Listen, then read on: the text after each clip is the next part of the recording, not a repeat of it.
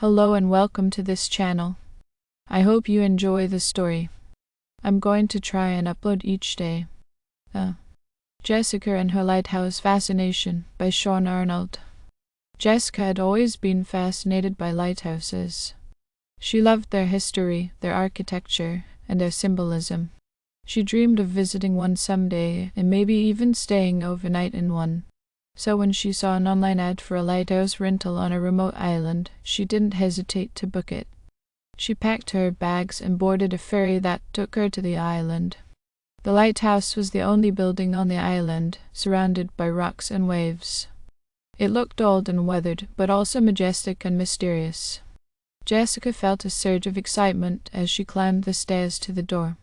She entered the lighthouse and found a cozy living room with a fireplace, a kitchen, a bathroom, and a bedroom. There was also a spiral staircase that led to the top of the tower where the lantern was. Jessica decided to explore the tower first. She ascended the stairs, feeling the wind blow through the windows. She reached the top and gasped at the view. She could see the whole island and the sea beyond. The sun was setting, painting the sky in orange and purple hues. The lantern was huge and impressive, with a glass dome and a metal frame. Jessica walked around it, admiring its details. She noticed a plaque on the wall that read, "Asters, this lighthouse was built in 1897 by John Smith, who served as its keeper until his death in 1932. He was buried on the island, next to his wife Mary, who died in 1929. They had no children." Jessica felt a pang of sadness for the lonely couple. She wondered where their graves were and if anyone ever visited them. She decided to pay her respects to them later.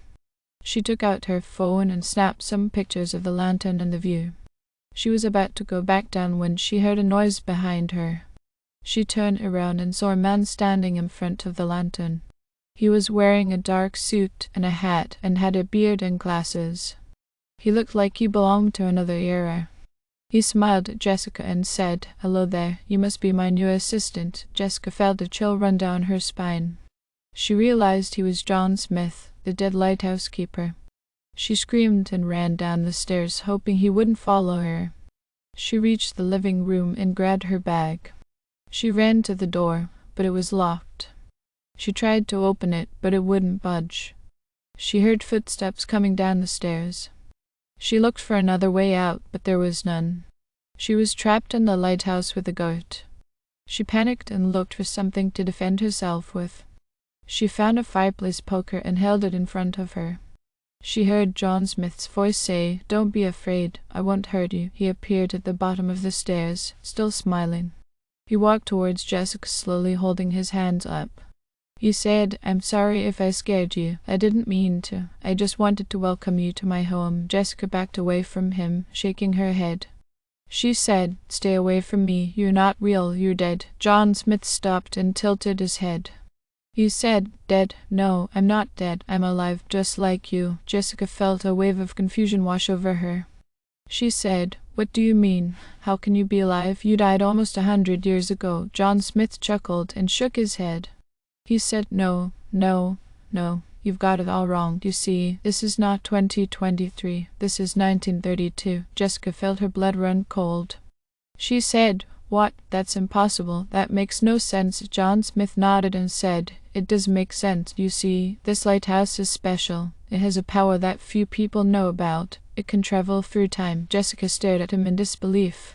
He said, "Yes, it's true. Every time the lantern is lit, it creates a portal to another era. Sometimes it goes back in time, sometimes it goes forward in time. It's unpredictable and random." He gestured at the lantern behind him. He said, "That's how I met you. You came from the future through the portal." Jessica felt dizzy and nauseous. She said, "That's crazy. That's impossible. How can that be?" John Smith shrugged and said, "I don't know how it works exactly. I just know that it does work." He smiled again and said, "And I'm glad it does work because it brought you here." He took another step towards Jessica.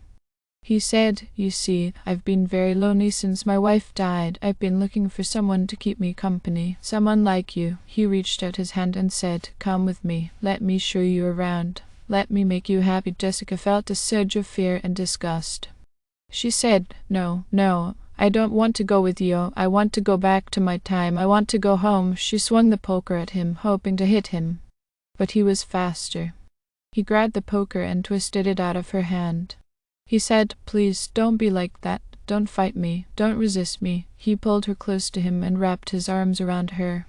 He said, "You're mine now. You belong to me." He kissed her hard on the mouth. Jessica felt his cold lips and his stale breath. She tried to push him away, but he was too strong.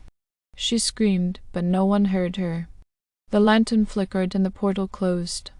The end. Thank you for listening. I hope you enjoyed the story.